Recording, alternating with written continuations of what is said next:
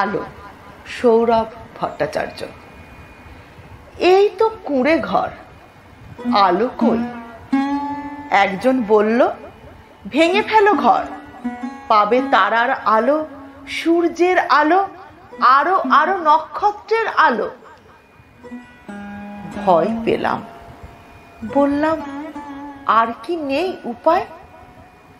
সে বলল, দুর্বল তুমি, এখনো নও প্রস্তুত।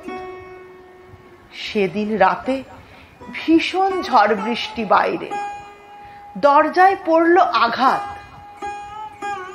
বৃষ্টিতে ভিজে স্নান, বাউল দাঁড়িয়ে বাইরে। বলল, আসবো কি ভিতরে? বললাম, এসো এসো। সে এসে বসল, বলল, প্রদীপ জ্বালনি ঘরে? লজ্জা পেলাম। আমার ক্ষুদ্র প্রদীপ, কতই বা তার আলো, সে জ্বালি তোমার সামনে কি করে? জ্বাললাম সংকোচে। বাউল তাকিয়ে মুগ্ধ হয়ে বলল, আলো যতই ক্ষুদ্র হোক, যেন আলো মানে আলোই। বললাম, ভাঙতে হবে না ঘর?